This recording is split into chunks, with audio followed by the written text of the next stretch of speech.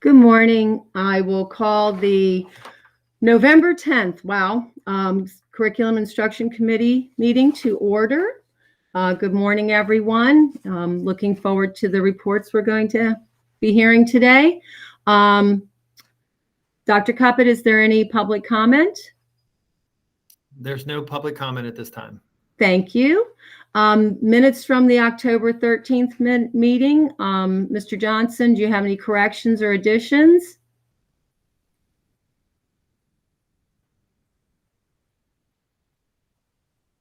Looks like we lost Mr. Johnson there for a minute.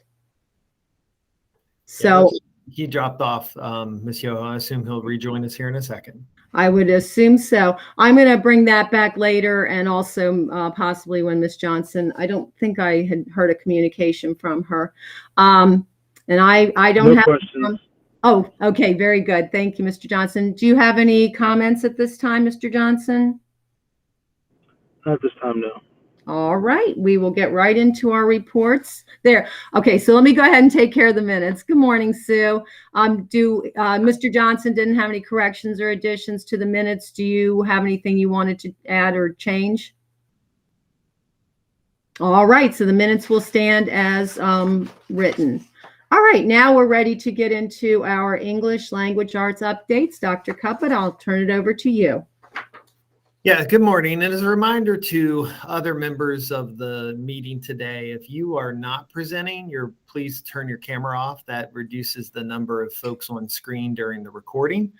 So our first presentation for today is one of our ongoing updates to the Curriculum and Instruction Committee from our curriculum content teams. And today we have Jennifer Ralston, who's our curriculum specialist for elementary English language arts, and Ms. Sue-Ann Noggle, who's our secondary English language arts curriculum specialist.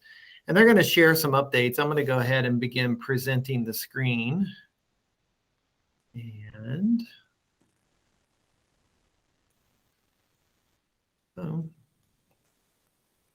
in a second. All right, here we go. And I'll be running the slides. So Jen and Sue-Ann, feel free to tell me to advance those. Okay, so I'm going to turn it over to them at this time, and I will mute. Good morning, everyone. I will start with the updates for our elementary English language arts. In pre-K through grade 2, we continue to implement comprehensive literacy instruction through, now that we are back full face-to-face, we have the entire district implementing really great reading phonics suite for pre-K through grade 2 as our whole group tier 1 foundational skills instruction. We are using assessments of the reading foundational skills to inform our differentiated small group instruction. We're also using decodable text in those small groups to apply the phonics skills. We have implemented district-wide Lexia Core 5, the computer adaptive reading program as well, and found great success with that. We have prioritized the writing foundational skills in pre-K through grade 2, including handwriting and sentence formation, and feel like this is very important for this pandemic recovery. In grades 3 through 5, we have begun implementation of new standards-based text-dependent reading comprehension lessons and using the Houghton Mifflin Harcourt into reading texts. We have the physical text in our classrooms. The students all have a copy, and they also have access to the digital text in the Schoology platform. We have begun to plan integration of social studies and science content in English language arts instruction to build knowledge and vocabulary. We are using oral reading fluency assessments and additional informal diagnostic assessments to inform the small group instruction in grades 3 through 5. Grades 3 through 5 students are also using the Lexia Core 5 computer adaptive reading program. And finally, we just recently were able to implement the typing agent keyboarding program, as that is imperative during this the use of digital instruction. And The other impact on Tier 1 instruction is the Universal Screening and Supplemental Instruction Ready to Read Act. Kindergarten through grade 3 students are screened 3 times a year using the DIBELS 8 assessments. In K through 2, we're using the Amplify M-Class platform. And in grade 3, we're using the University of Oregon DIBELS 8 assessments, paper pencil. Students will receive supplemental instruction based on the data and align with specific areas of deficit for students identified at risk of reading difficulties.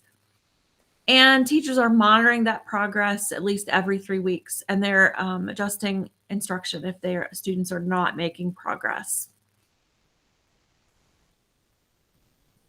And those are the current updates for elementary ELA. Do board members have any questions about the work that's occurring now at the elementary ELA level? Hi, yes, I do.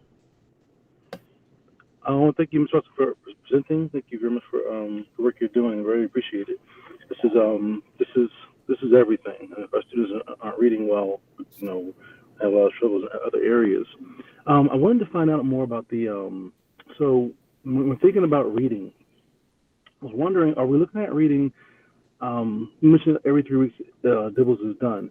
Is there a set assessment text that the kids are receiving, or are there like arbitrary text that they're allowed to read? How is that carried out for DIBELS? No, they have, the University of Oregon has, this is a valid and reliable screening assessment. And so they have field tested these texts that the students are supposed to read so that those fluency goals are standardized and those norms are standardized, you know, within that assessment. Okay. And then I was wondering, how I want to say this. So our teachers, so say we had a teacher who's a first year teacher, and they're doing lesson planning, they're getting their outlook down, and they got all these, they got so many things on their plate. Are they also tasked with identifying student deficiencies in reading? Is there someone who kind of oversees that as a specialist, kind of verify the student's progress? Yes, through the Amplify platform does a really great job of helping teachers identify students with difficulties. And then the literacy specialists in the building and through the ALP process are communicating with those teachers to help them form the small groups and plan that small group instruction. And so they do have that assistant of the literacy specialist in the building. And then I wanted to ask, how much do you think, how much identification flags are we getting from the Dyslexia Core 5 and the electronic tools? And is there ever a case where you might get a false positive or a false negative? And are we able to like manually override that and review that for identification? Certainly, we use multiple data points to analyze the student's progress. And so, you know, the DIBELS data point is just one of them. And as you know, we look at the Lexia data points, we look at the DIBELS, and we also take into account the teacher's observations in the classroom. Well, and Mr. J, I would add too that Ms. Ralston also provides teachers and literacy specialists with additional assessments to help them kind of drill down. So if a kid comes up in a screener as being flagged, there are multiple assessments, which are actually fairly quick assessments that teachers and lit specialists can do to try to find out what the underlying concern is. And then Ms. Ralston and the ELA team provide some direction for where to go with the student who you've done this additional assessment on. So Ms. Ralston's point that we don't rely on a single data point is very important. Okay, awesome. I know sometimes a kid come in and, you know, for every factor, it could be a bad day or vice versa, a great day, and you're not seeing the true score. And there's one more question. This is all very, you know, very, very pivotal. So I'm sorry if I'm asking other questions, but just wanted to find out in terms of, do we have any data we're tracking in terms of turnaround? Because I know we have students with you know, some possible learning loss or just struggles in general. Maybe they didn't come from a highly literate family. But do we have data we're tracking where students are being shown to have trouble, and then we're showing our rate of progress? Like, how good are we at taking a student who may come to us for any different reason with difficulty? How good are we doing at turning those students around, making them readers? Right. And so I'm looking forward to the middle of the year benchmark and so because these assessments are administered 3 times a year, we'll be able to track that progress and this the intermediate progress with our progress monitoring probes. So we are looking closely at that data, and I am working with literacy specialists to really keep that data at the forefront. And Mr. J, that's certainly data that we look at here centrally from a system view, but also school principals and their literacy specialists would be reviewing that data at the school level, all the way down for the teacher to review it at the classroom level. And so that's a big part of the monitoring that we do as part of the ALP process as well. And so what are the instructional implications for that? But we're thankful that this year, coming out of the pandemic, we have a lot of these multiple data points for us to review at a variety of levels. Mm-hmm. And have we found it, like, I'm curious, because of the pandemic, because of what we had to improvise and do on the fly, the secure education for our students, are we seeing, from what just anecdotally what you're seeing right now, just off anecdotal data, are we seeing a big hit to our reading abilities so far? Yes, we are. Okay. Yes. Yeah, we definitely have seen in the data the impact that the pandemic had, which wasn't a surprise for anyone. And actually, again, this is where we're thankful that we'll have these progress monitoring and multiple checks. We wouldn't want to go all the way to the end of the year to do any kind of system-wide assessment of students. We want to do that as an ongoing basis. And principals have already alerted families in kindergarten and first grade, Jen, or just kindergarten? Letters were sent home kindergarten through grade 3. Okay. Through grade 3 to make sure parents were aware of where students were. We don't want to surprise anybody 2 years from now that we knew that a student was being flagged for reading difficulties. And so not only does the letter indicate that a child may or may not have, because then what's our response to that? And so what kind of supports are we putting in place? Okay. This is a real kind of thinking forward question here. If a student, is it possible that the student is coming from a home with difficulty reading, that the parents may struggle as well, and those letters may not be getting the impact we need them to? And if so, how can we kind of work around for that so they can make contact? I'm not sure I'm following you, Mr. J. Could you repeat that real quick? If we have a home where a student's not reading well, yes, it could be possible that some parents may have also difficulty reading. Mm-hmm. And so if we're just sending letters home, we could be not getting our message across.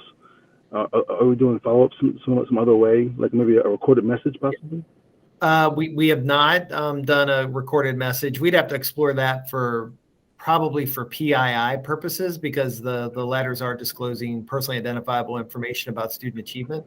Gotcha. But in my experience of being a principal, if your teachers and your community liaison were tuned into your community, you often knew what families needed additional information. And I believe, Jen, that these were also this information was communicated at conferences as well, if I'm not mistaken. So for those families that came in or joined a virtual conference, this was also shared during that time. So we felt that was a good forum for teachers to be able to answer any questions, because anytime as a parent you get a letter indicating a concern, it's better to have that information during a session where you can kind of give and take with the teacher and have any of your questions answered. So we're feeling pretty confident about the communication, but it's never 100%. So thanks for pointing out some of the challenges that we faced. Yeah. Well, thank you for catching them early, and we just gotta, this is so important. So thank you so much for what you're doing. Thank you very much. Thank you. Ms. Johnson, you have questions? Yeah, I didn't not too many. Thank you for the presentation. I'm not sure on slide 3. It says use oral reading fluency assessments what exactly is that oral reading fluency assessment? So the students are presented with a text that is at their grade level, and they're asked to read the text for 1 minute, and the teacher records the student errors as they're reading, and they listen along. And then we get a rate score, words correct per minute, and we compare that to the norms, their research-based norms. And then we look to see, are they meeting that goal where they should be for the time of the year and the grade. And we also look at their accuracy rate or their accuracy percentage. Okay. I wasn't sure about that. If that meant that the text was being read to them or they were reading the text. Because having a fourth grader now, so last year I was using and guiding my child with Dyslexia Core 5, which I think is a really good program. By the way, I'm very glad we're using it. One of the things that I would see as a parental concern potentially is the amount of work that anything over the computer that students can just click on the button, have read to them.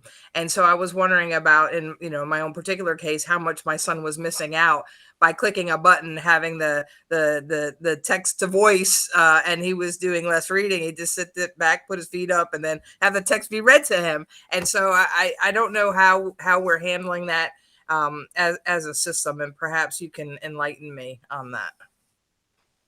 Right. Now, we would certainly encourage the students to be reading the text in the upper grades after they've mastered those foundational skills. And and that was one of the reasons that I really wanted those texts in the hands of the students with the Into Reading books. So in the classrooms, they have access to that complex text. And I don't think, since we are one-to-one, that they have access to that digital text all the time.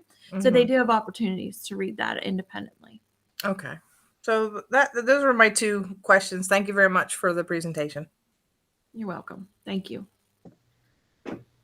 Yes, and I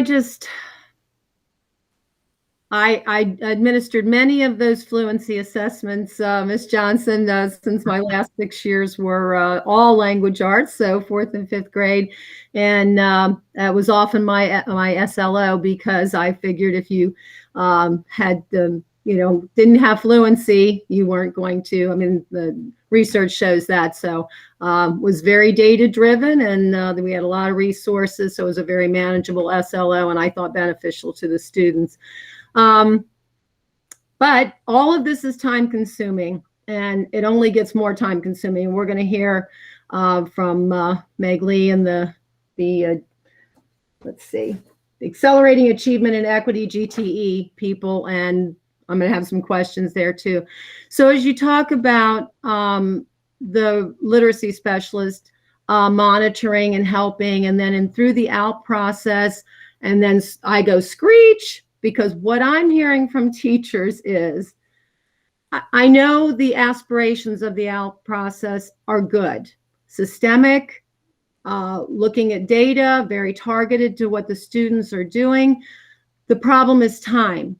And so a lot of times in the past, they were getting to look at the data and then not getting to find out what would really help. And for those of us that go back, it reminded me of Ruby Payne training. We spent 2 years learning about the issues, and then, okay, now tell us what to do. And the grant ran out. And so their time runs out to really do that effectively.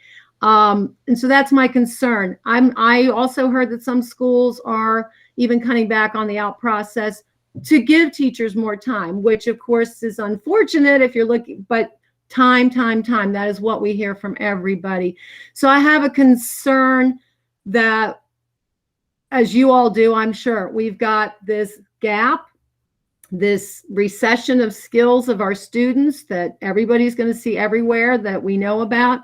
And then we don't have the time for people to address it correctly and as avidly as they need to correct it. So That's more just my little soapbox, and it's nothing that you all are not completely aware of.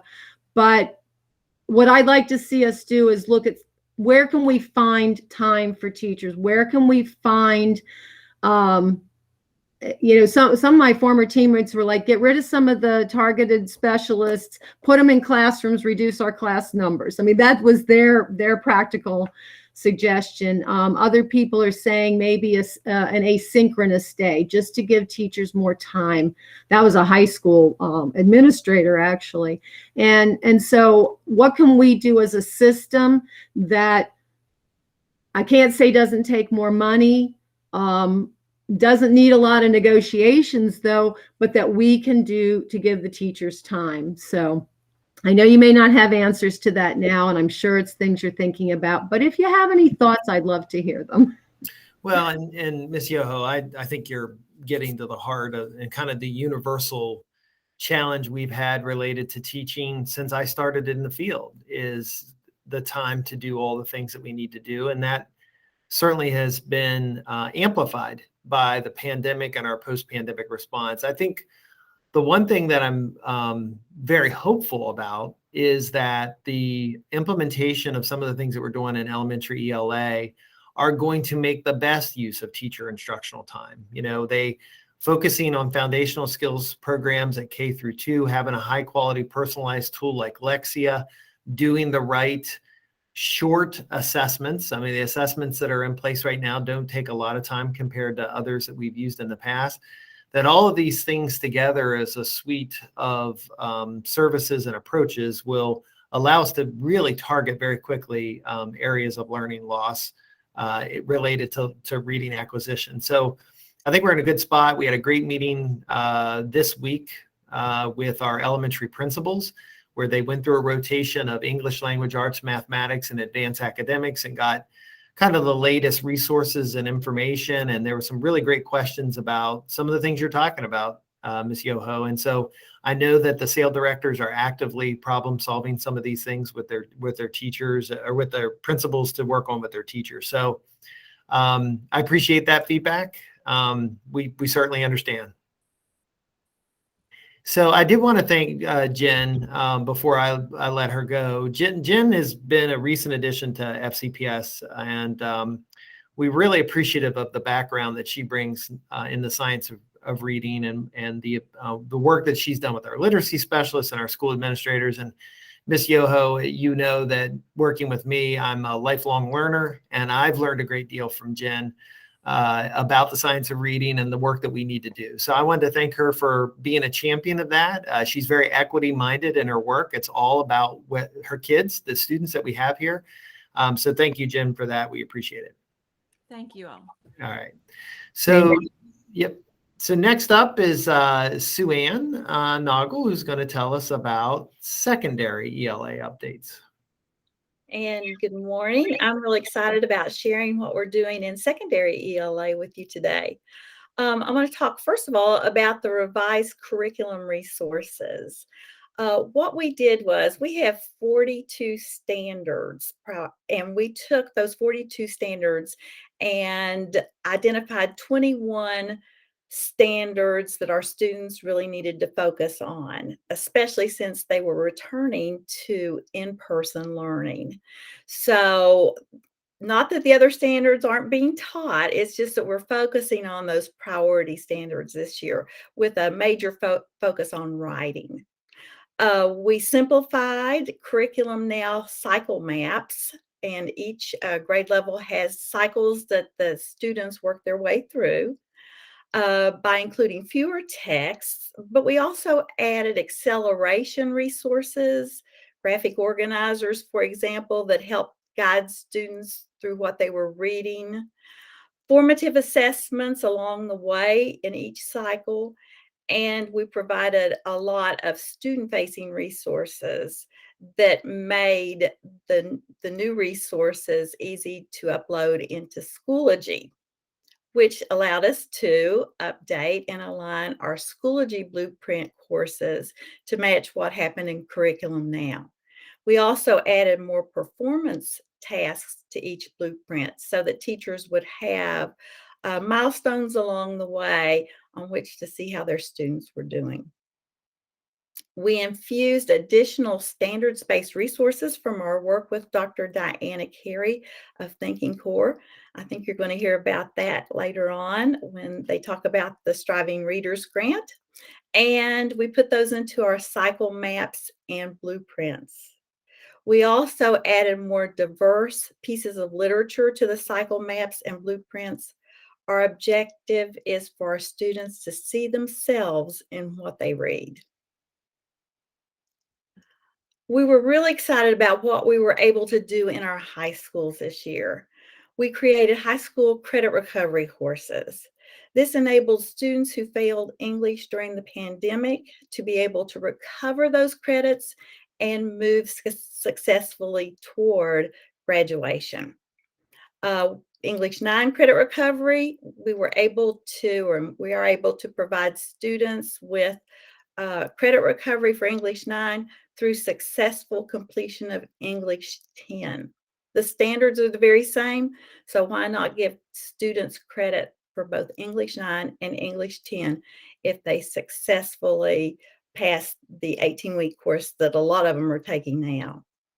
English 10 credit recovery, we created a 9 weeks course that we took the existing English 10 curriculum and we took the Elevate resources from this summer and we created a 9-week course for students to recover English 10 as well as English 11 credit recovery. And those are being used widely in our high schools right now, so students, again, can move closer to graduation.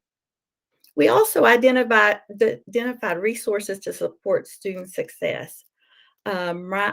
The mind, brain education resources were identified and we infused them into instruction in grades 6 through 12. We spent a lot of time creating professional learning for onboarding students into the classroom again and how to build relationships with students. Some reminders for our teachers of what was going on with our students and how they can welcome them back into the classroom. We simplified our accelerated learning process for ELA teams by taking the newly created formative assessments and updating them to simplify the process along the way. And then finally, we infused diverse text into the curriculum cycles, as I stated before, in grades 6 through 12. Again, we want our students to see themselves in the literature they read.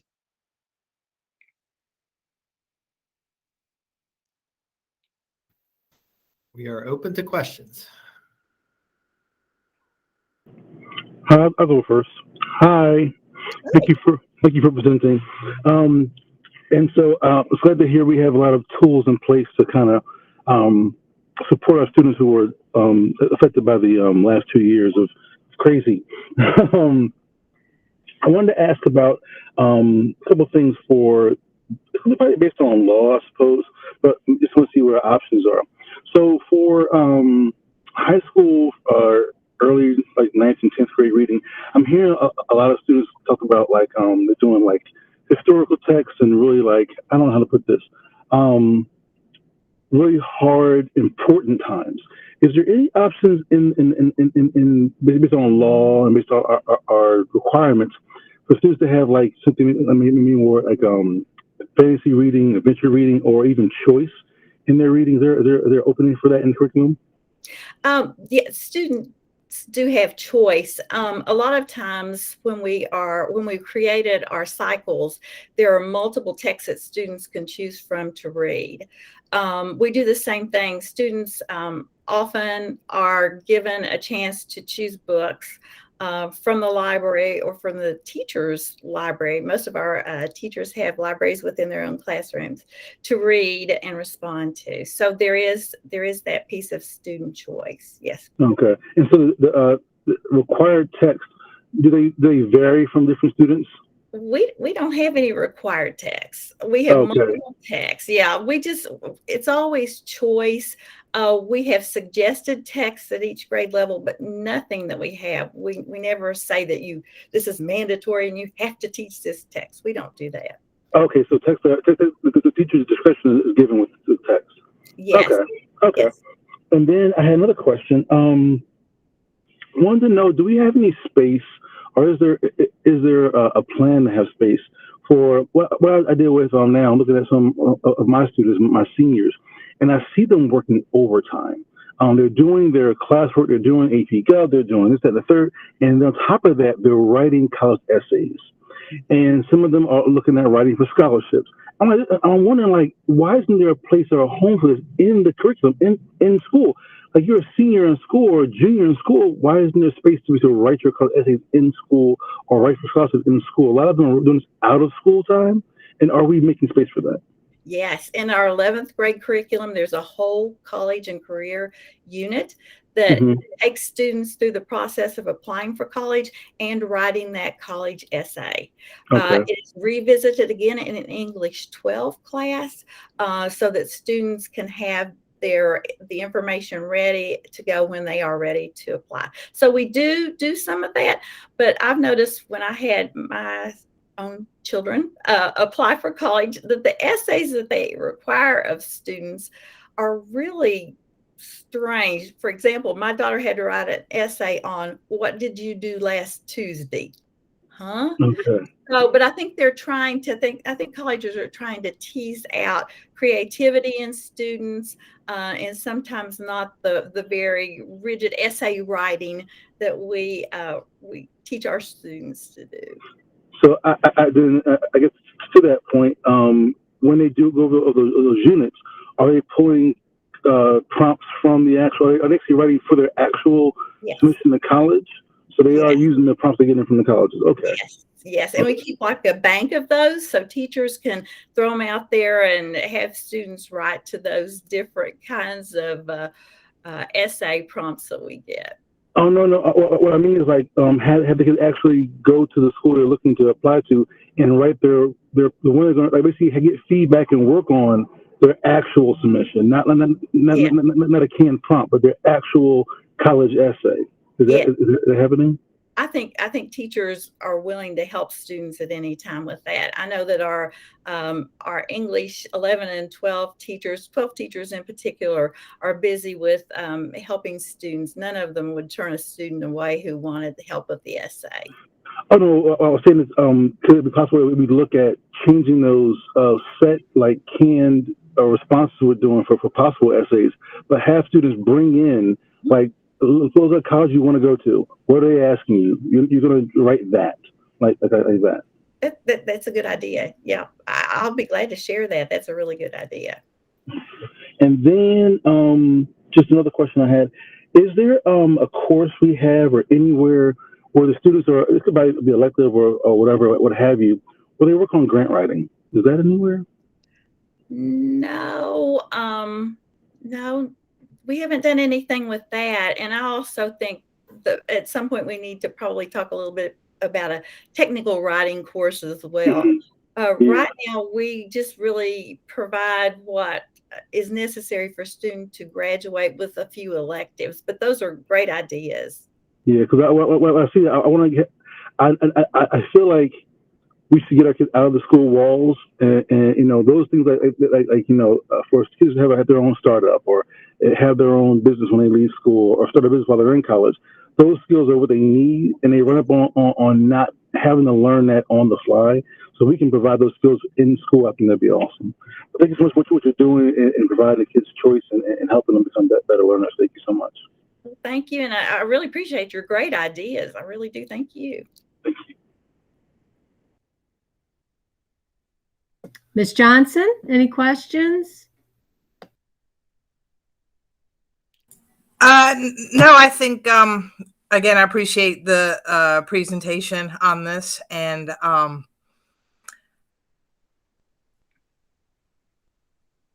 yeah, I think Mr. J covered the things. I have things kind of floating around, but in terms of articulating something specific that hasn't materialized yet. I do have one question related to general form of our meeting. I've received an email during the meeting from a member of the public who would like to listen into our curriculum meeting. And I've been thinking about, well, Open Meetings Act, and, I don't see it as my personal responsibility to make sure that our setup is in such a way that anyone can dial in. So I do want to just raise it to the committee that there is a member of the public who was hoping to actually listen in to this meeting and is unable to. So I'm putting it on record that I certainly have no issue with the public participating or listening in to our meetings. I know that they are recorded and posted after the fact, but if anyone can share any light on that with me, I would appreciate it.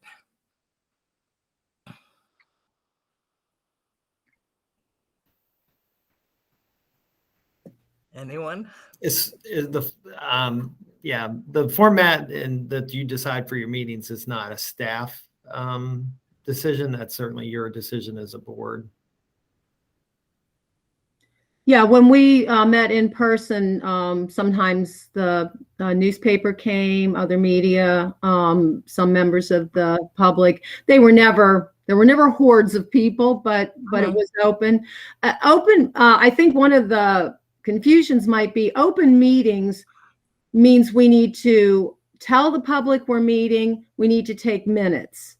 And then the public needs to have access to that. It's not necessarily that they come, and public comment is not even actually part of all that. It's just good practice. So I guess since if they're not wanting to make public comment, I'm not sure why being here in the moment is any more beneficial than watching our meeting after. If you're just edifying yourself and want to hear the discussion, does it matter if you're with us now or watch it afterwards? I'm not sure about that, but I also don't have an issue. I believe, Dr. Cuppett, didn't we have early on in COVID, didn't we have a couple of people join us? I don't recall them joining the meeting. From the public, you mean? Yeah, I'm thinking way back, like right at the beginning. I feel like maybe one or two. I just don't know if we really want the public to be involved, the easiest thing is for us to just go back in person and then they can join us in the boardroom. So maybe Could we just stream the meeting? I'm sorry, what's that? Could we just stream the meeting? Just stream it. That typically not with our committee meetings, but that's what I was going to say. This is something we probably need to talk to our tech people and see what the capability is. And as Dr. Cuppett says, that's up to us and what our capability is. So, we can certainly do that. Okay. Well, I just want to be on record saying I think anyone who wants to listen into the meeting live should be able to, and also be able to make public comment because we do have it on our agenda. I do see that also on there. It does say to email your comment in advance, but I just want to put it on my record that I am totally open for anyone to participate and listen into our meetings live. So again, we'll check into that. If that's our goal, we always know we can go back to meeting in person, and then they can absolutely join us and give their own public comment. So that's always an option. We'll, I'll talk to our tech people and see what our capability is for having the members of the public join us during our virtual meetings. So, okay. All right. Thanks. Were there any other questions for Sue Ann related to secondary ELA before we? Yes, we're still on time with the agenda. So in the 2 minutes, I think I have a kind of quick question, and it's, are literacy specialists teaching classes, or do they have time to do their literacy specialist job? That's been an issue in the past. I can't imagine it's gotten better with post-COVID. So I just want an update on that. Thank you. You're spot on target. Yes, they are teaching classes for the most part. I can't think of any of our lit specialists that aren't teaching some kind of class. So yes, thank you. Oh, time. We just, if we could create it, we'd be doing really well. So thank you very much. And for all the work you all do, it's so crucial. Yeah. And I'd like to thank Sue Ann and her team as well. They were very creative as we were starting to emerge from the pandemic about ways to make sure that kids were not unfairly penalized. And some of the creative work that they did on the high school courses that she was telling you about is providing an opportunity for kids to demonstrate mastery outside of the traditional lockstep course structure. And I know that took some work. It took some work on professional learning and some course design stuff. So I did want to thank her for that. And both she and Ms. Ralston have been looking at those, trying to ensure that we have texts that are from diverse authors or that kids can see themselves in the curriculum. And that's been a big initiative as well. And I want to thank her for that work as well.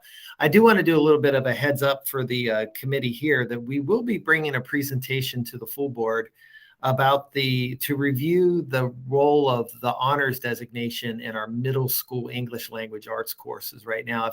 For some of you that have memory back, will remember that at one point we had level courses in science and social studies, and then we moved those into a single level.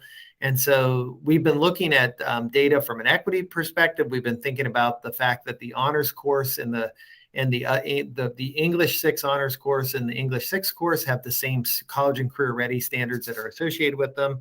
And so taking that equity look, we'll be bringing information to the full board about the honors designation in middle school English language arts. So you'll see a presentation on that coming up soon.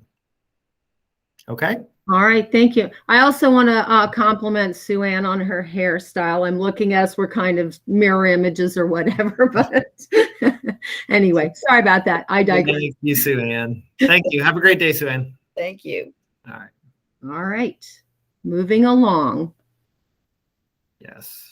Striving readers. Yeah. So you heard Sue Ann alluded to it, and Jen Ralston in her presentation certainly talked about some of the things that had occurred as a part of the Striving Readers Grant. And to remind everybody, that was a $2.8 million grant we received several years ago, part of a federal initiative that came to the states that we applied for and then received.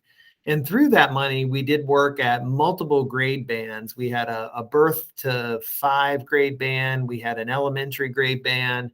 And then we had a secondary grade band that had some middle school and high school related activities. This was a huge grant. I do want to thank Jen Russo, who's just joined us on the screen. She served as our grant specialist and kept us all straight on everything from procurement to reporting to MSDE communications to working with Shira. Dr. Solomon is here. She was our independent grant evaluator, and the two of them have become good buds as a result of all the work they've done together. So this was an exciting and important opportunity for FCPS. We have heard from MSDE that they believe that the federal government will be issuing another similar type of grant, possibly a year from now. They intend to apply for it if it comes out at the state level, which would then give us another opportunity to apply here at the local level. So we really felt it was important to share with the Curriculum and Instruction Committee, well, what was the impact? What did we see? And by the way, we implemented a large portion of that grant during a pandemic, right? I do want to qualify that many of our activities, we were really concerned, would we have to adjust or change many of them? And we did have to do that for some, but others seem to roll along pretty smoothly considering the condition. So at this point, I'm going to turn it over to Shira and Jen to talk a little bit about our Striving Readers Grant evaluation. So thank you and welcome. Thank you so much, Dr. Coppett. I'm going to go ahead and share my screen.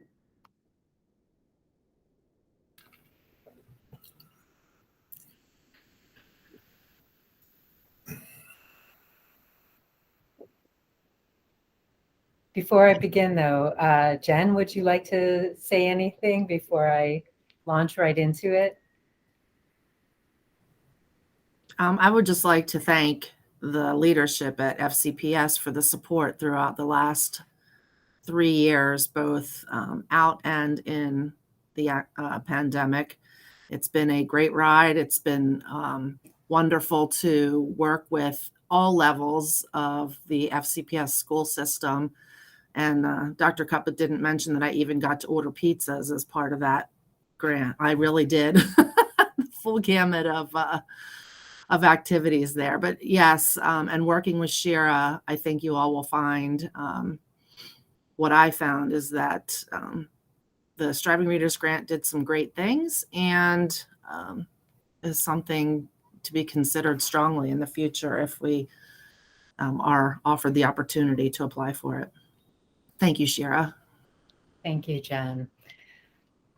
And I concur. This was a big project. Some of you had joined me, or I had the pleasure of joining you last year to present on the first full implementation year and outcomes about a year ago. So the current presentation focuses on last year, which was essentially an extension of the third grant year, but it also takes a look back at some 3-year outcomes and longer term stuff as well. So just an overview of the presentation today. I just have one slide giving the highlights, very bird's eye view of the grant timeframe and data that we're looking at. There are a ton more data that we looked at in the course of the evaluation. There are also many more interventions and curricular resources that we looked at in the course of the evaluation, but we wanted to keep it simple and also to highlight the fact that this is really a sprawling kind of project that took a comprehensive view of where we might bolster our ELA support, resources. So it was intentional that this evaluation tried to reflect that and also support,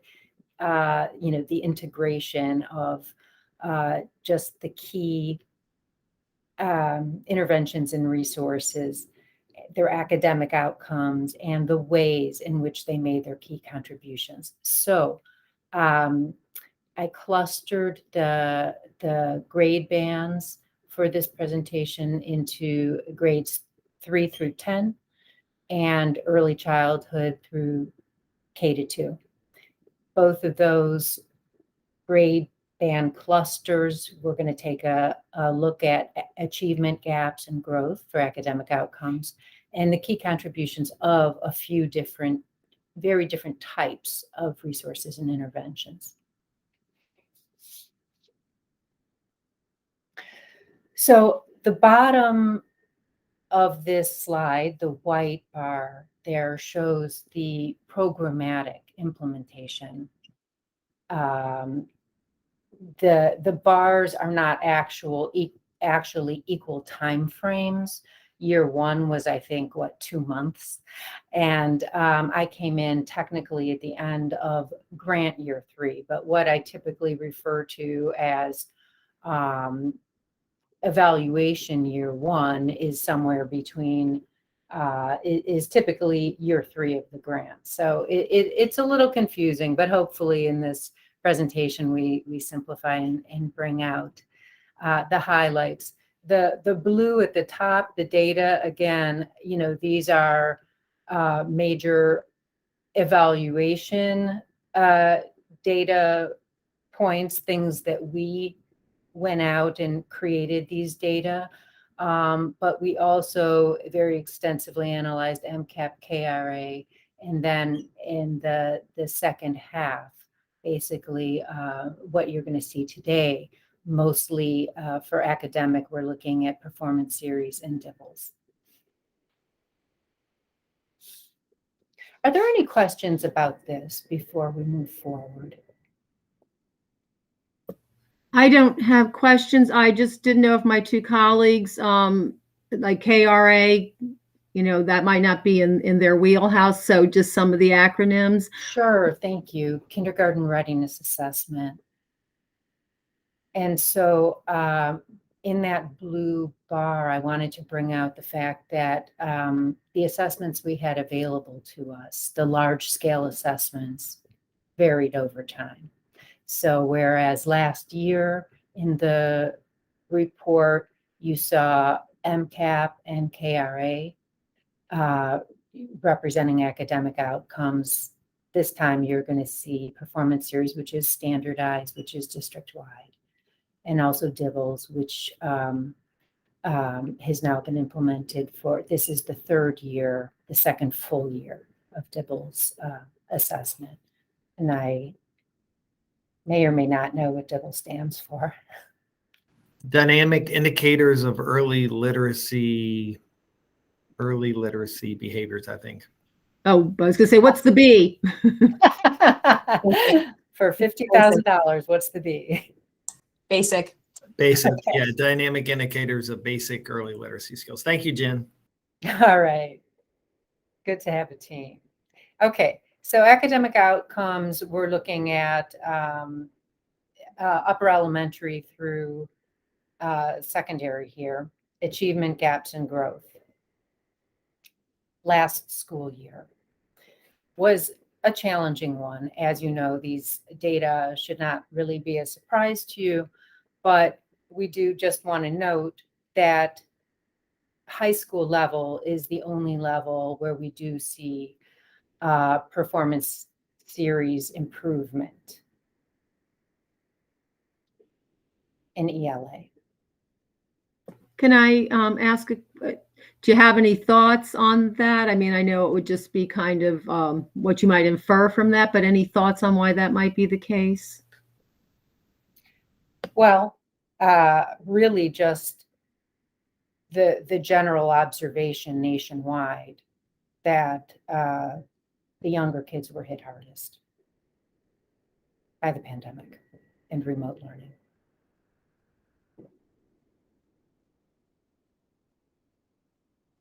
Again, that's an opinion, but it's just based on national data to date. In terms of gaps, now this is where the Striving Readers program was really focused to begin with. It did aim to, number one, reduce gaps between student groups and their counterparts, gaps that existed. It aimed to prevent gaps among the younger students and young children. And it also aimed at of course, at the upper elementary and secondary level to simply increase achievement as all education programs do.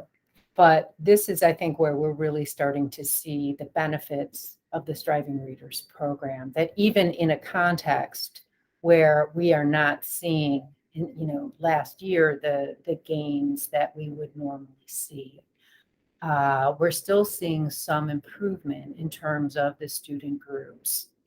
And this is suggestive of the grant-funded interventions doing their work regardless of an extremely problematic learning context. So we see the English learner gap, which is the largest one, which begins at the lowest baseline for that student group, but we do see that gap reducing the most. So that's a good thing.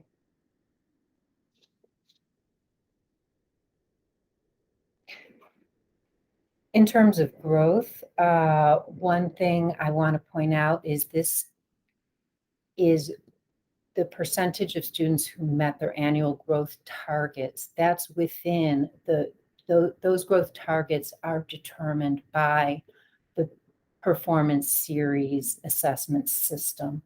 So depending on where a student scores in the fall, those performance series for their grade level and their score are set, as a standardized measurement, of growth. So this is, even though it uses the same performance series assessment system, it's a different type of measurement than simply the level of performance series achievement on the 4 performance levels. So here we see that the percentage of students meeting their growth targets increased the most from year to year among students with IEPs and English learners. If you look at high school in particular, you really see how much these groups improved from year to year in terms of meeting their own targets. So I think this is quite compelling evidence that we are serving these targeted student groups through these grant resources.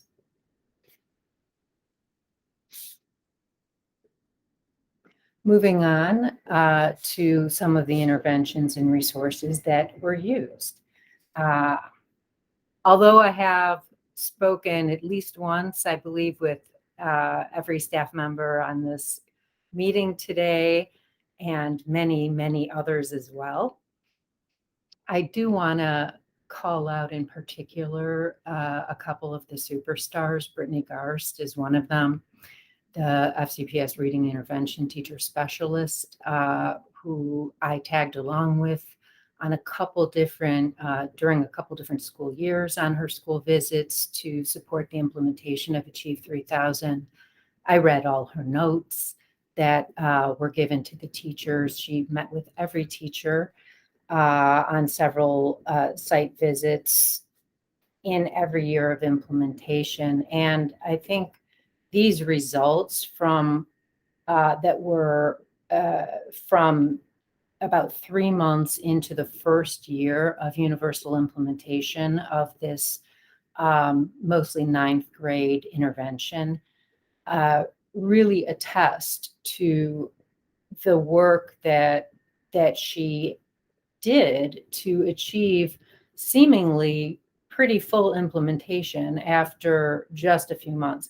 Achieve 3000 replaced the previous Read 180 intervention system. So this was really a complete overhaul in terms of resources and also scheduling, a lot of things. But these results here show that the principals themselves thought a few months into the complete overhaul of the 9th grade intervention, ELA intervention system, that they were pretty much all the way there in terms of implementation. And I think that certainly had a lot to do with the service and the continued service to those English learners and students with IEPs throughout the pandemic period. And they did continue to see gains.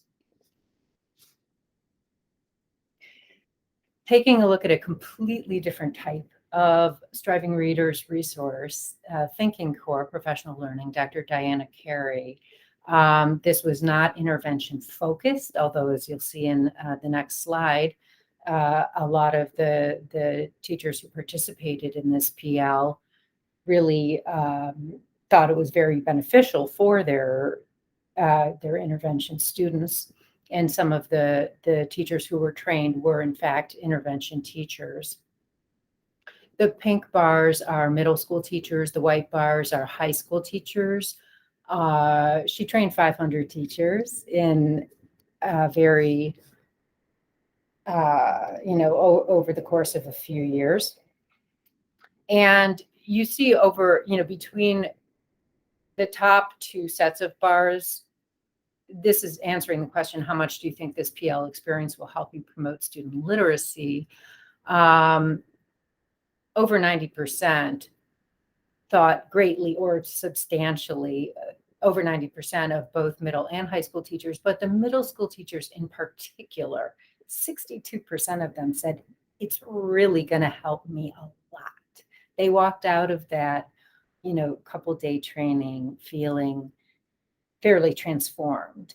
And I think that the strength of these responses, as well as, almost the number of teachers who did the PL, did the surveys, and also wrote comments, which is, quite extraordinary participation. They didn't actually have to do that. but they really told us in many ways why they thought this PL would be so important for their teaching. And I also want to draw attention to the fact, why I think it's so important that the middle school teachers in particular thought that this would have a transformative effect on their teaching. And that is because they are building those foundations that we're really going to see paying off once they get to high school. So these are some of the teachers' comments about why the Thinking Core PL, why they thought it would help them, how they thought it would help. A lot of it had to do with the explicit use of standards in instruction, layering and connecting standards, and incorporating standards into formative assessments. Some of it had more to do with tools and techniques. A lot of them talked about summarizing, analyzing, learning really the difference between those two. And, she gave them a lot of concrete tools that they can use for instruction and also with their students that the students themselves could use. Teachers talked about becoming more effective team members, more effective members of the instructional team, whether they were specialists but didn't really, such as a special ed teacher, really enhancing their literacy instructional skills, or simply their ability to take what they learned and share it with others in their teaching team. These are long-term solutions for grant funds always running out at some point. You're not ever going to have, a grant that funds a professional learning experience forever. But when teachers leave saying, I know just how to continue this conversation with my colleagues, that's what you want. We also see a focus on scaffolding for both intervention students and all students, specifically calling out English learners and students with IEPs. Moving on to dyslexia therapists. We see a couple different titles. We see academic language therapists, but the grant refers to them as dyslexia therapists, so we'll go with that for the moment. I do have a mistake here. I want to apologize. It sounds in syllables, excuse me, not sounds and syllables. And I was corrected on this in the past, but I have continued to make that mistake, so I apologize.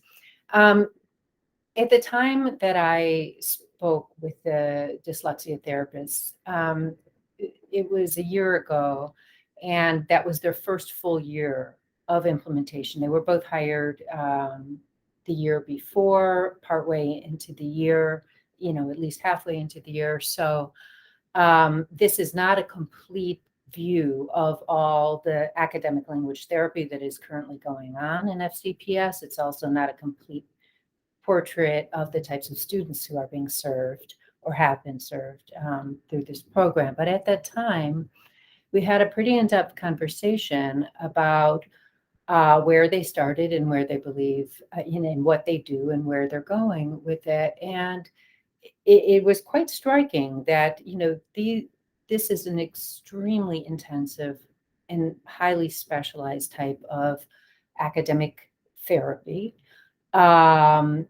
That they meet with students who are extremely far behind, who have just not, other interventions just haven't worked with these students.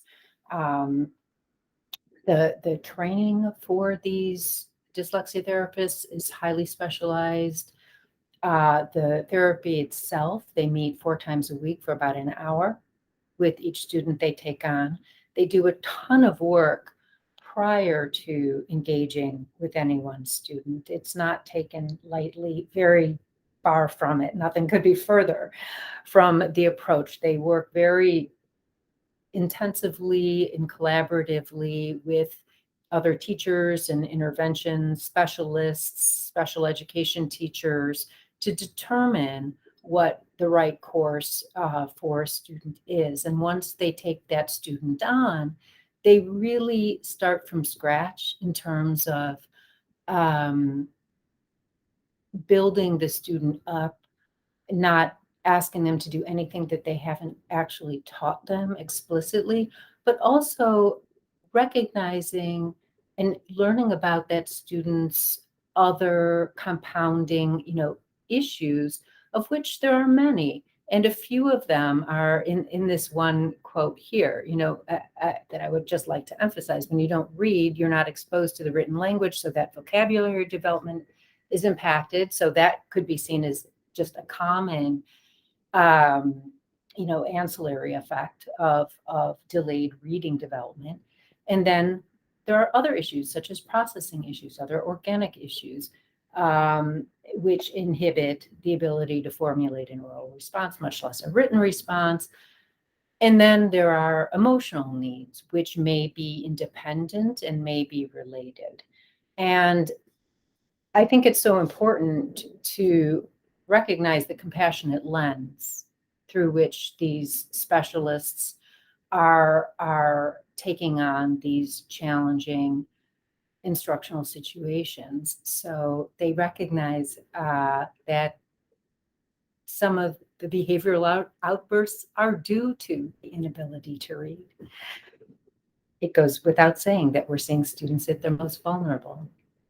So we do see those behaviors, but it's a good thing. That for me was a really striking testimony to not only the highly technical kind of pedagogy that's happening with these, very small numbers and very intensive work that these dyslexia therapists do, but also, the full embrace of, to some extent, just the messiness of the work. If you're going to build someone up from scratch, you're going to need to take on all of the attendant challenges. Also, that the fact that they recognize the system that they are entering, and although they deal with very small numbers of students, they believe that they are coming into FCPS in, with foresight to what intervention should look like and how it should progress throughout the grade levels. So those were a few different types of, primarily secondary interventions and resources that target students in very different ways, but are all part of the system. Hey, So, Shira, can I just do a quick Sure. time check? About Please. 7 minutes? Okay. Oh, we have, that's great. Okay. Thanks, Shira. Thank you. And I will cruise through this a little bit more. Looking at the dibbles now, here we have in the first striving readers year, we had 7 target schools. We added 2 in the second full year. And what we see here, the important thing is that you don't see gaps developing. You see the same amount of progress among the target school and the non-target school populations, K-2. The gaps were narrow in the K-2 to begin with, but they stayed narrow and they even shrank a little bit, especially, English learners. I want to point out that English learners in the target school comprise 26%.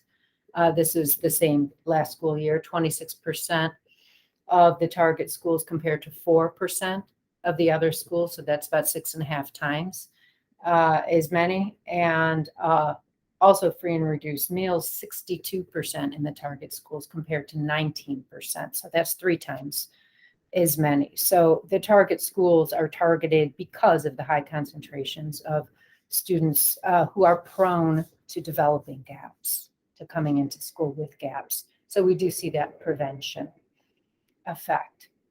And here we see the percentage of English learners and farm students at or above benchmark, and the dibbles increased more than the district average, and quite a bit more, 7% 9% compared to 5%.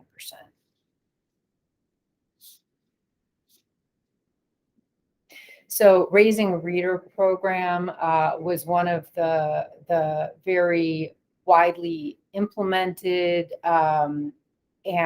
programs that teachers reported to be very impactful. We have multiple sources of data speaking to the program's impact, and including a parent survey, which we did in April or maybe early May of 2020, and we still got 90 responses. So parents had a lot to say about how it helped their child and helped them with home reading practices. That's very promising. The Dolly, and also we see, well, I'll speak to that later. We see about 500 children getting books to keep in their homes from the Dolly Parton Library. Average was a year and a half participation, and partnerships have allowed much of this book distribution effort to sustain. So we see about 3/4 of the kids continuing to receive books through this program through partnerships with Judy Center, Community Foundation, and United Way. One of the Striving Readers programs that we did an extensive, an independent study of was the English language and literacy program, ELLS. I'm so used to saying ELLS, which was a 14-week course bringing together providers, everything from private programs, infants to centers, FCPS pre-K teachers, and it was developed and taught by superstar pre-K teacher Erin Doolittle. This program, they did 2 cohorts of it, and I extensively interviewed and surveyed both cohorts, including Head Start, which participated in the first cohort, but then I did a retrospective study including them, and we see really big impacts based on the collaborative model, specific ways that intensive and long course impacted instruction, as well as professional agency, coming back to the goal of the Striving Readers program, which it was actually titled Teacher Efficacy and Literacy. So again, sometimes these small programs are really pointing the path forward, I believe. In terms of achievement, just to sum up, ELA proficiency increased among high school students, gaps reduced slightly for student groups, and the percentage of students meeting at their annual growth targets increased for all student groups. Among the young ones, early literacy increased by the same amount. It appeared that gaps were prevented from emerging. Gaps between student groups and in the target schools and other target schools either stayed small or reduced slightly. And the percentage of English learners and students in poverty scoring at or above benchmark increased more than the district average among target schools. So finally, I do believe that Striving Readers resources strengthen the literacy infrastructure and build collaborative momentum among teachers, providers, parents, and partners. These are the major resources and interventions. I presented it here today. The stars represent the areas of evaluation focus. Many of the other, I could have put stars in most of the cells for most of the interventions, but I only wanted to highlight the major areas of evidence. And note that each of these resources and interventions has numerous stars below it. That's the important thing, that they had multiple avenues of impact. Thank you. Thank you, Shira. Appreciate it.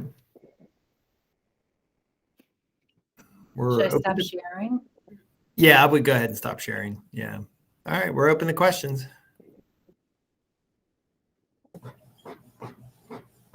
Ms. Johnson, Mr. Johnson?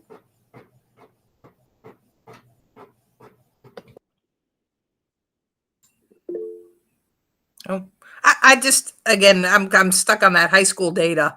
When do you think we'll get more definitive analysis or, perhaps answers as to why they are performing higher?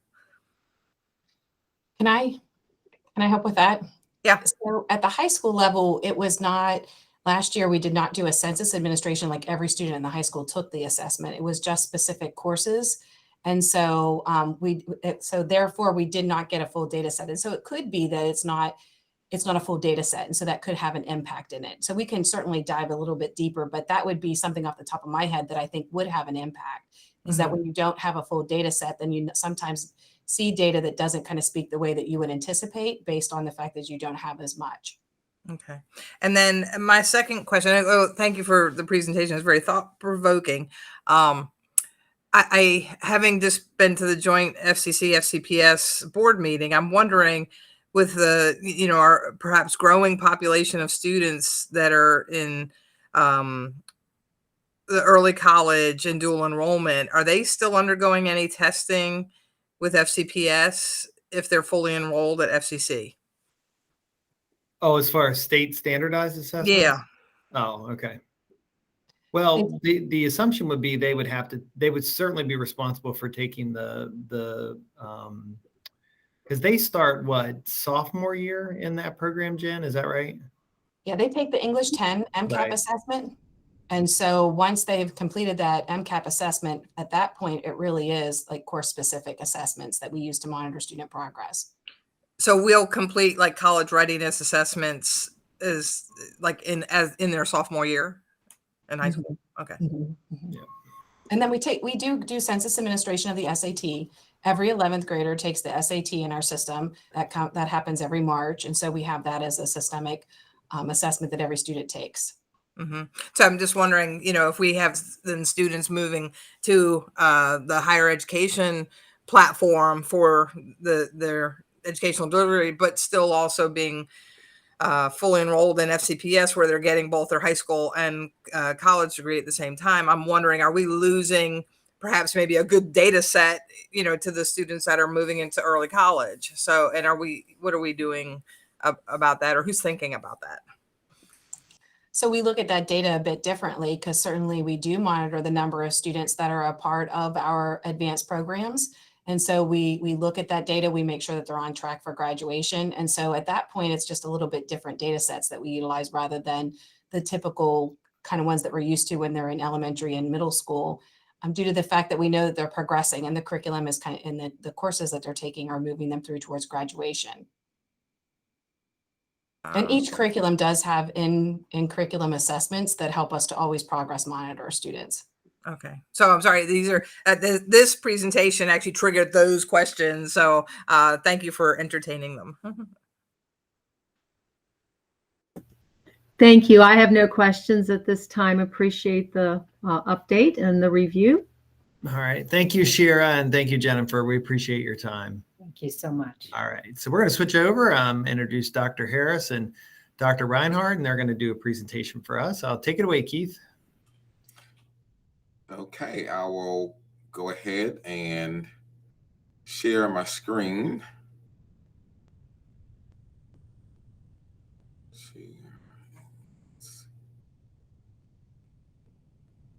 All right, here we are. So good morning, and it's glad to be here with CNI today to present an update to our efforts in advanced academics, particularly with our alignment of COMAR to our gifted and talented practices here in FCPS.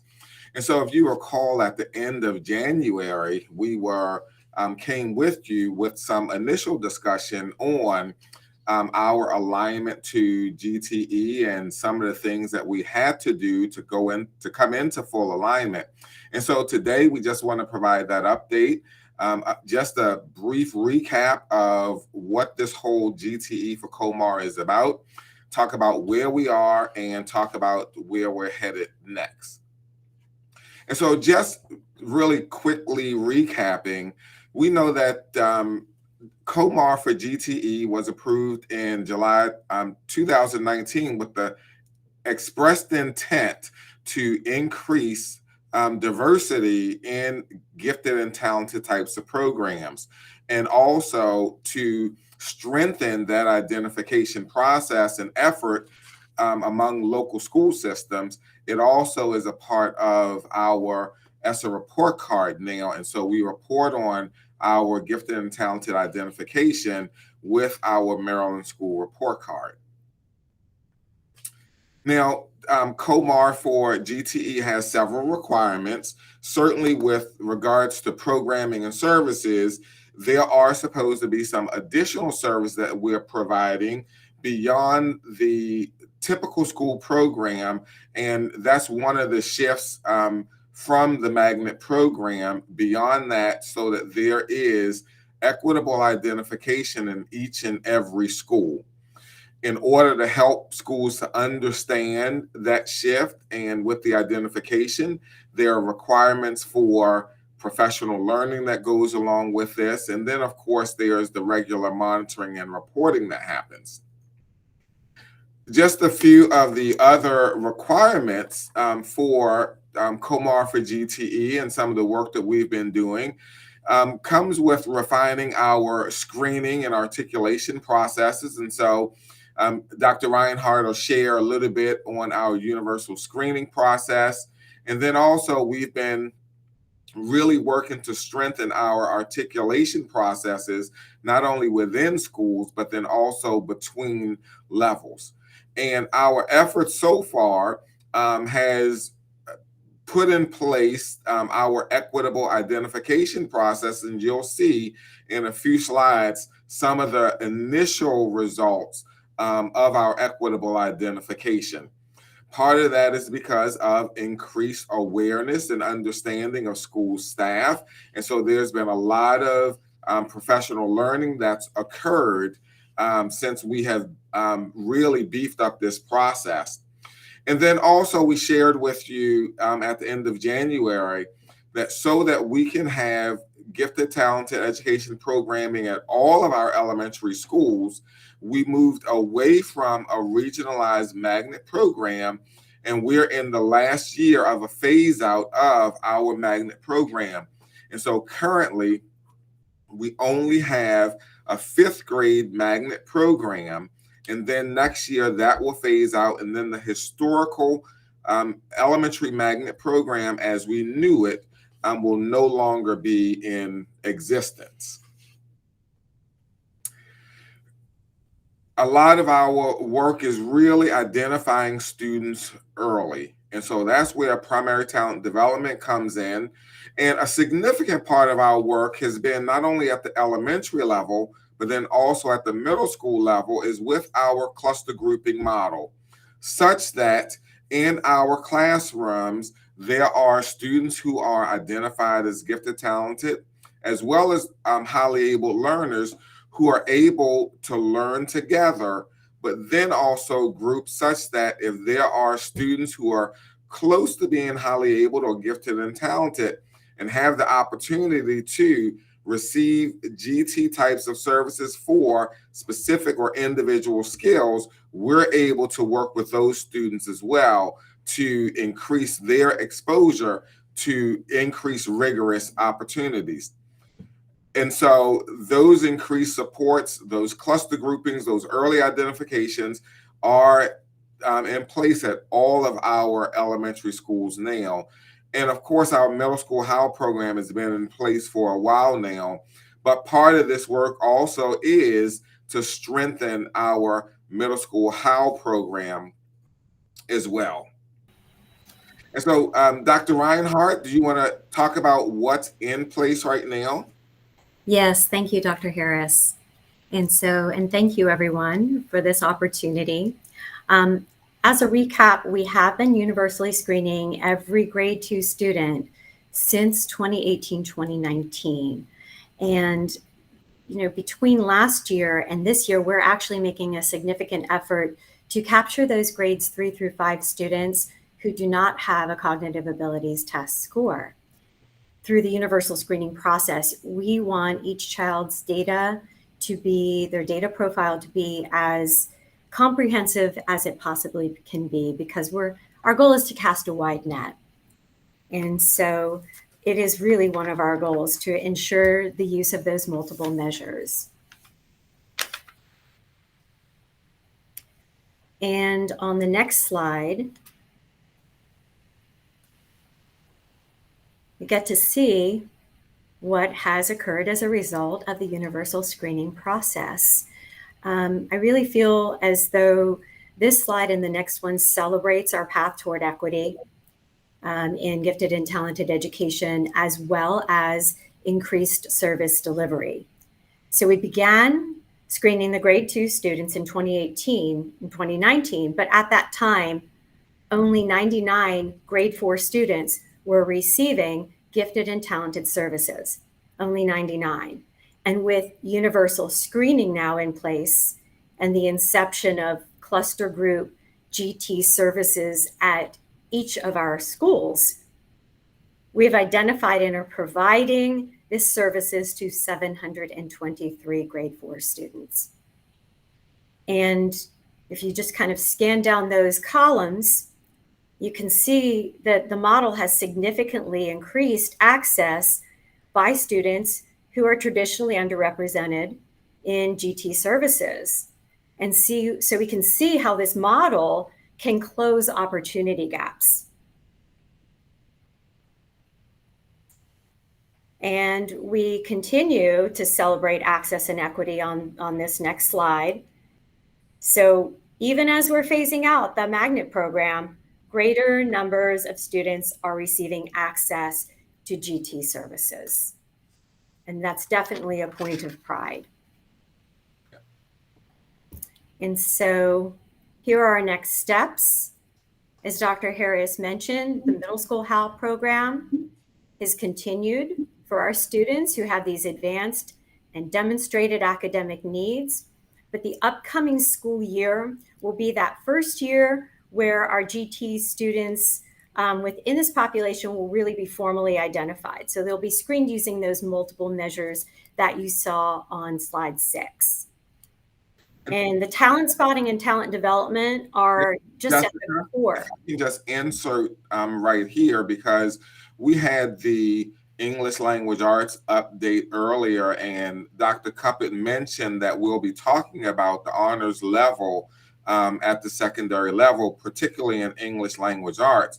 But the same thing that we saw at the elementary with regards to the magnet program, and that our universal screening processes really enhance the number of students who receive gifted and talented services at the elementary level, regardless of whether or not they were identified as magnet.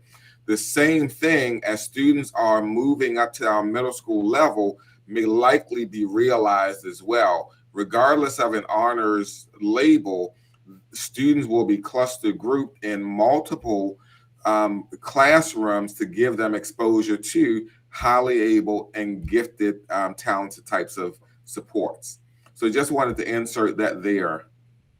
Dr. Yes. Reinhardt, thank you. Yes. No, thank you, Dr. Harris, because that is all part of the talent spotting and the talent development philosophy. It's at the core of our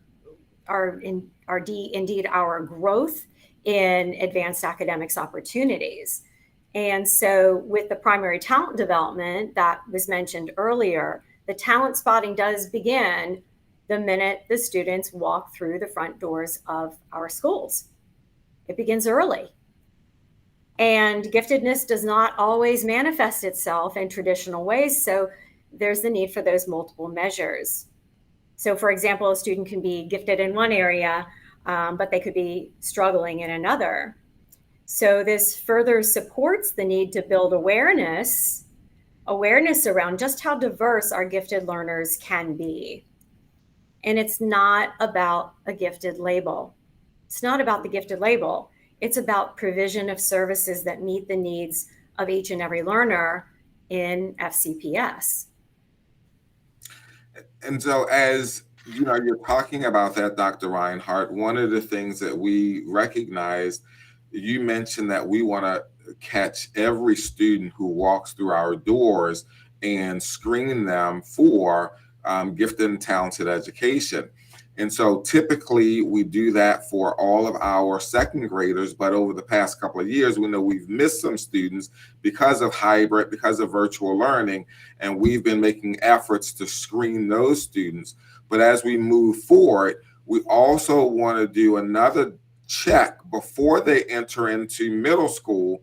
And so not only do we want to screen them in second grade, but we also want to screen all of our students in fifth grade as well. So that is something that we'll be moving towards so that we can truly set up their programs for success as they enter into our middle school classrooms. Yes. And so with all of these changes, I think we continue to hear the same theme, right? Our teachers need as much support as possible, right? And, gifted students are an accountability group, and, they're not an accountability group because they're easy to grow. In fact, they're among our most challenging students to both identify and grow. But having these gifted students in the classrooms really isn't new. Just we are now paying attention to the fact that they're there, and we're being more strategic in cluster group assignments. And that model itself is powerful because it does actually reduce the number of instructional levels within the classroom. And so it's so important for us to educate our teachers and provide them with the appropriate resources and those critical human resources as well with the training. And also, let's not forget our caregivers and our parents. They will require resources. They're asking for resources just so they know how they could support both the cognitive and the social and emotional needs of their students. So we can't ignore that, the social and emotional learning piece as well. So we have many points of pride as we continue to move forward, but we also realize our need to support as well. So we just wanted to provide that quick update on where we are at this point. And so now we're available to answer and address questions. Mr. Johnson, Ms. Johnson?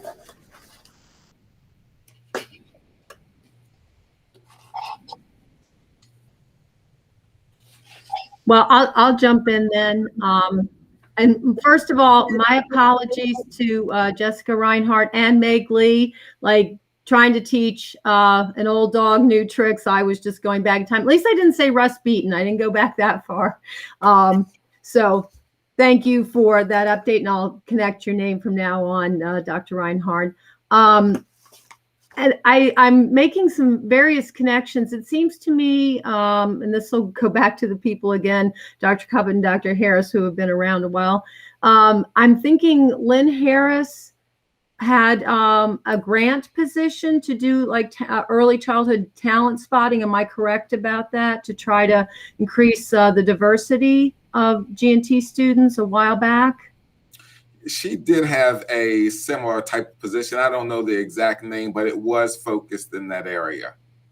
And that was grant, and now this is part of our budget process. Okay, thank you. Yeah. Lynn Harris taught all three of my children kindergarten at Green Valley, so we go back. Trying to see if I know something else came to mind. And then again, going back, lots of connections. That's what it was, the social emotional. I remember Sherry Osterscher about 34 years ago when my son was in first grade, talking about how hard on themselves G&T kids can be. And so when you said that, I'm like, that made a connection that they're constantly striving and almost always thinking that they fall short. So maybe you could talk for a moment about, and I'm thinking of a movie, Little Man Tate, old movie, but it was, a very highly able student. And then after you talk about the social emotional, I have one more connection to career tech. So go ahead if you want to talk about that. Oh, sure, absolutely. And I can't stress enough, sometimes it is the social and emotional needs of the gifted learner, that asynchrony, the overexcitabilities, we call them, that can impede their ability to really interact with content.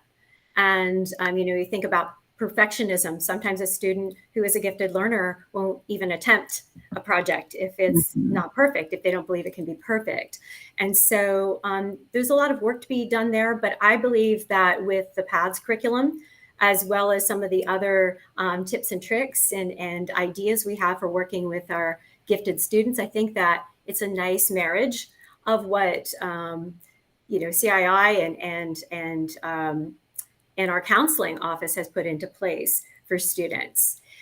We also are aware that underachievement runs rampant among gifted and talented students. In fact, sometimes that's the reason why maybe they weren't identified in the past. So it's something that we certainly have on our radar. We've been looking at the achievement orientation model out of UConn, the University of Connecticut, which is one of the centers for gifted research. And we believe it's very powerful, and it complements the work of through standards-based grading and the habits of work, as well as a focus on collective teacher efficacy. And so we really look at things that are a few good things that are well-researched and that will inform our practice, and not only inform our practice within the classroom, but our practice of interacting with our families. Thank you. And then my one last question, and I had to say my charger is not working on my device. It's plugged in. I've been having some issues. I'm down to about 18% power. So if I cut out, Ms. Johnson, please just take over and finish the meeting. But my last point is, when you talked about kids can be gifted in one area, not another, I think back to a student I had, I think that's when I was teaching second grade, one of the 2 years I taught second grade. And this student was mechanically gifted, and yet academically just not. And I think of my own husband, who's a 50-year electrician, almost 50 years as an electrician. Again, not academically inclined. We knew each other in high school. And so some of those kids that might go to our Career Tech Center and get in those programs, and that are just geniuses with auto mechanics, but the academics come a little harder for them. How are we addressing that? Thank you. Sure. And so just as we would with any other student who is struggling, we would put interventions, and supports in place. I really do like to think about gifted education as an intervention. We used to call it enrichment. That sounds like it's something special, but a lot of it truly is an intervention to make sure that we're able to maximize these students' potential.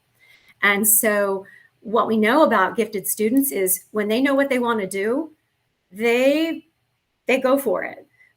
But still, some students will need the guidance in order to, select or learn to select a pathway that aligns best with their aptitudes and their interests.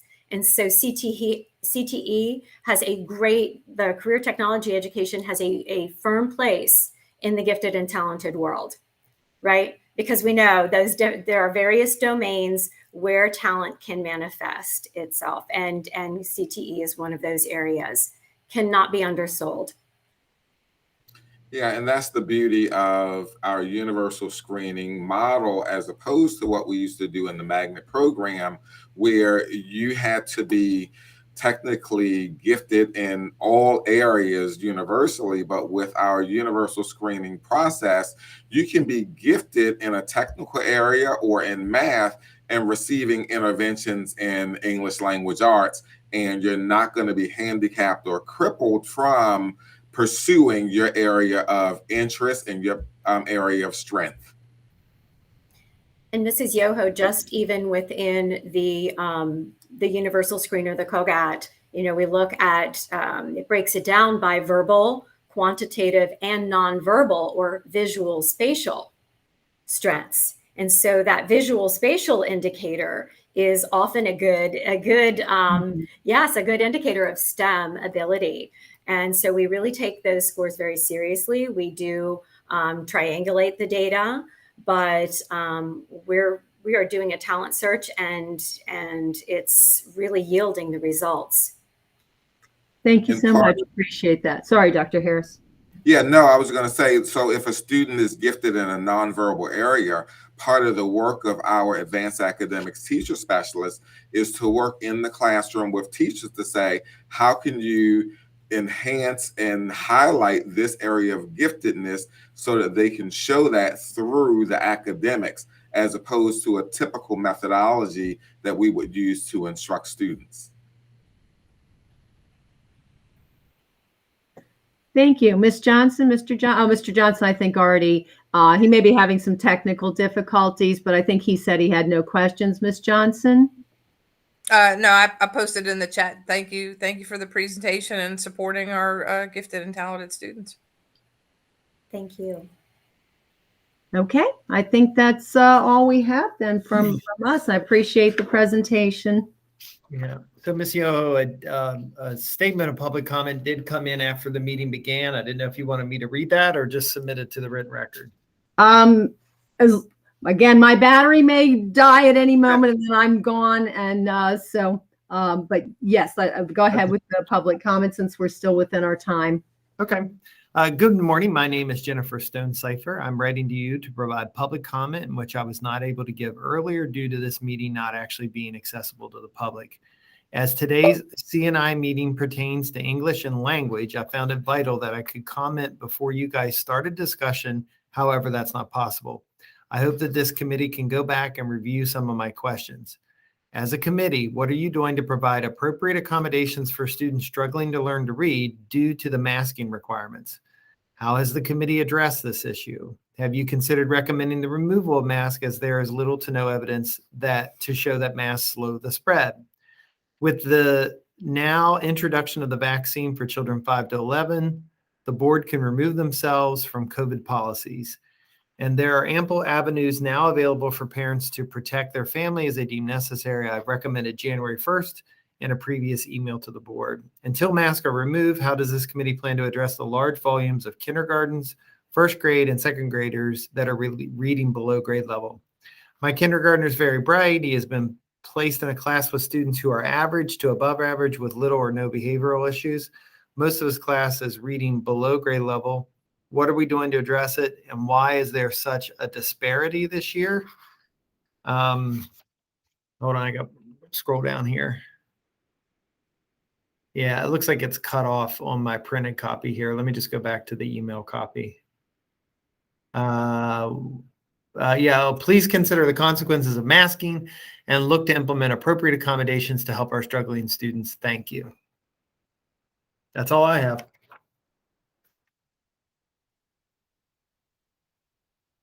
And it looks like she might have dropped off. So, Sue Johnson, do you want to dismiss the meeting? You're on mute. Thank you. Didn't we have We the meeting schedule on topics? Yeah. So we have next month, December 8th is our next meeting. We'll have science updates and career and technology updates. Is Correct. Yep. correct? Okay, so it'll be December 8th. Oh my gosh, the last meeting of 2021. Yeah, that's right. All right. So if any other further comment from anyone present at the meeting? Hearing none, I would request that we close the meeting. Thank you. Have a great day, everyone. Thank you. Bye-bye. Thanks, everyone.